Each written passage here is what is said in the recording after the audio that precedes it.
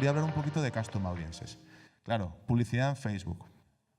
Facebook al final, modelo de negocio de Facebook muy bueno. Oye, mira, yo tengo una base de datos muy potente. Oye, dame tú tu base de datos de forma disociada, súbela encriptada con un hash a Facebook. Yo la voy a segmentar con mi base de datos y así puedo hacer, saber quiénes de tus clientes están en Facebook, quiénes no, y de esta forma impactarles con publicidad. ¿Vale? Pregunta, ¿esto es legal? ¿Es legal Facebook Custom Audiences? Sí es legal, pero hay que hacerlo correctamente, porque aquí subyace un tratamiento de datos personales, ¿vale? En este caso, lo que se está haciendo es segmentar usuarios, ¿vale? Y por lo tanto, Facebook puede conocer datos personales de mis clientes. Puede saber, además, no solo eso, sino puede, como Facebook Custom Audiences puede aplicar a distintas empresas, imagínate, lo hace Hemper, pero también lo hace un banco, también lo hace una aseguradora, lo pueden hacer distintas empresas, puede establecer perfiles muy potentes de los usuarios, porque puede saber que si un usuario es cliente de Hemper, si un usuario es cliente de un banco, si es de una aseguradora, luego puede enlazarlo con sus gustos y preferencias, puede hacer perfiles muy potentes. Entonces hay un tratamiento de datos. Entonces, importante, en las políticas de privacidad de mi empresa, si yo voy a hacer Facebook Custom Audiences, tendré que informar a los usuarios de que yo voy a utilizar sus datos para hacer perfilados en Facebook. Porque si no, ¿cómo vamos a hacer? O sea, realmente subsiste un tratamiento de datos, ¿vale? Y debo informar acerca de esta cuestión, ¿vale? Facebook, además, sería un encargado del tratamiento, porque yo le tendría que decir a Facebook, oye, tú los datos míos que trates, que yo voy a subir a tu plataforma, aunque sean disociados, no los puedes utilizar para nada más que para hacer Facebook Ads, no para otra cosa. Con lo cual yo necesito firmar un contrato con Facebook. Y Facebook ahora mismo, en lo que es, por ejemplo, a día de hoy, no lo sé si el 25 de mayo estará preparada, pero las condiciones de Facebook Custom Audiences todavía están conforme a la legislación norteamericana. No está preparada todavía para este cambio. A día de hoy. Por lo tanto, y nadie le va a poder presentar un contrato a Facebook. Oye, fírmame mi contrato. Facebook no te va a firmar tu contrato. Te va a decir, no, estas son mis condiciones. Si quieres trabajar con Facebook, bien. Si no, pues nada. Entonces, ahí tenemos un riesgo en materia de protección de datos, ¿vale? Que tenemos que tener en cuenta.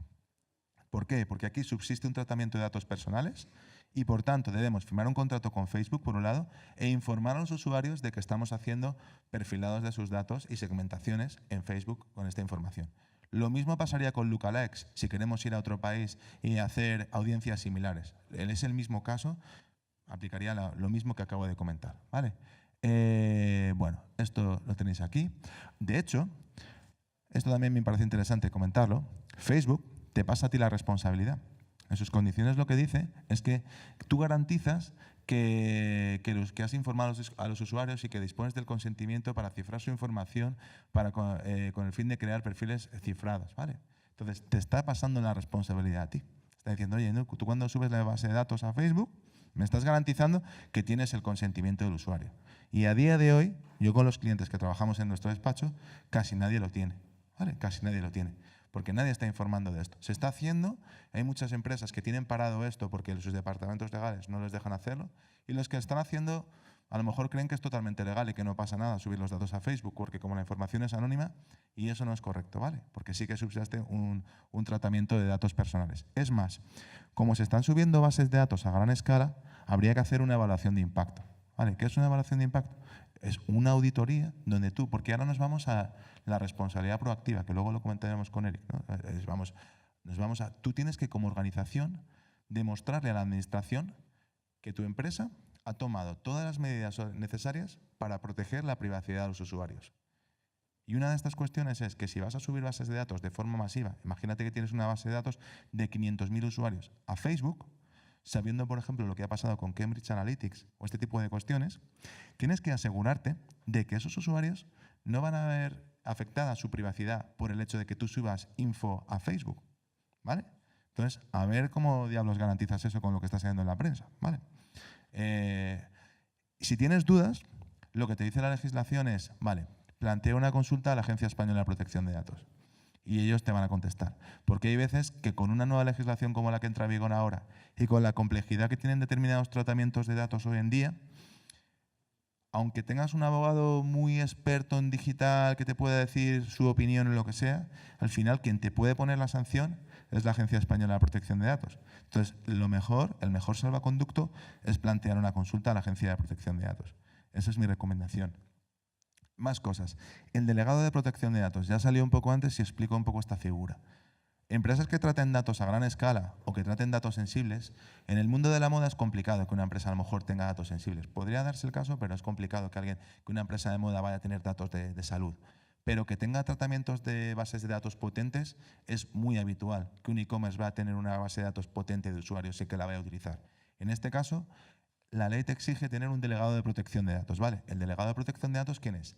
Alguien interno o externo de la organización que se dedica a verificar el cumplimiento de la normativa de protección de datos. No puede ser una persona de la organización al que le caiga el marrón en plan, no, tú eres el delegado de protección de datos. No, porque hay que notificárselo a la Agencia Española de Protección de Datos, tiene que ser público y tiene que ser alguien que sea experto en la normativa de protección de datos. Esto para las pymes supone un problema y no está muy bien pensado porque obliga a la pyme a tener contratado a un consultor externo o a alguien interno que ejerce estas funciones. Por lo tanto, también pensad que la normativa de protección de datos, visto de la perspectiva del usuario, está muy bien, entre comillas, porque se supone que van a proteger nuestra intimidad, pero desde la perspectiva empresarial también es un coste, ¿vale? Es un coste para la empresa, porque tienen que contratar a terceros para que les den estos asesoramientos. Eso tenerlo en cuenta. Menores, también importante, sobre todo para que tengáis un poco claras las edades. Menor de edad para protección de datos no son 18 años, sino 16. Entonces, menores de 16 años necesitas el consentimiento de los padres o tutores. Si eres una marca de moda que va destinada a público infantil o lo que sea y piensas que en tu audiencia puede haber menores o lo que sea, en ese caso tienes que contar con el consentimiento de los padres o tutores. Mayores de 16 años pueden dar el consentimiento, ¿vale? Sin problema. Y no solo eso, sino que los Estados miembros pueden bajar la edad hasta los 13. Hasta los 13. Entonces, esto es importante. En España va a haber una ley que va a desarrollar el Reglamento de Protección de Datos y parece que en España va a quedar entre los 13 y los 14. Lo cual puede ser positivo para algunas cosas, pero para otras cosas, determinados tratamientos de datos, 13 años me parece poco. Pero bueno, es lo que va a venir en la legislación. Y por último, comentaré el tema de las medidas de seguridad, porque el tema de la ciberseguridad también cada vez va a ser más clave. Esta misma semana, creo que fue el lunes, Twitter tuvo un problema de acceso a contraseñas y pidió cambios de contraseñas a los usuarios. Cada semana surgen, bueno, no solamente en tema de blockchain, tema de criptomonedas, robos de criptomonedas, de información confidencial de usuarios, está a la orden del día. Entonces, con el nuevo Reglamento General de Protección de Datos, un acceso de un hacker a la información personal tiene que ser notificada a la Agencia de Protección de Datos en un plazo de 72 horas, desde que suceda la brecha de seguridad. Esto es un cambio importante, porque hasta ahora, imaginaos, este verano estás en Telefónica tranquilamente, WannaCry, un CryptoLocker, se encriptan todos los ordenadores de la gente de Telefónica, todo el mundo para su casa. Bueno, salen las noticias, pero no tienes que comunicárselo a la Agencia Española de Protección de Datos. Pero le puede ocurrir a cualquier empresa. Y si pasa eso, tienes que comunicárselo al regulador, ¿vale? Tienes que comunicárselo a la Agencia Española de Protección de Datos. Y la Agencia de Protección de Datos te puede inspeccionar. Entonces, cada vez cobra mayor importancia el tema de la ciberseguridad. Proteger la información que tenemos de nuestros usuarios en materia de ciberataques. ¿Vale? Entonces, y muchas veces esas medidas de seguridad se las estamos confiando a un tercero.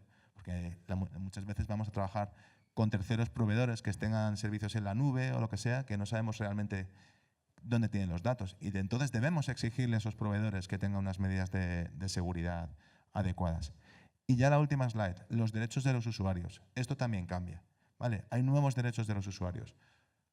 Los más significativos, sobre todo, es el derecho de supresión o el derecho al olvido, que es el derecho que tiene alguien a salir de Internet. No sé si habéis escuchado alguna vez las sentencias que hubo en la Unión Europea, el tema de Google, pero si alguien no quiere que la red le rastree, sobre todo por temas de reputación online, que en tema de moda y e-commerce también daría para otra charla, porque ahí hay mucho tema de comentarios que pueda haber anónimos o lo que sea, ¿no? Pero información personal que pueda haber de una persona en la red, tú tienes el derecho al olvido, puedes solicitar que se suprima esa información, ¿vale?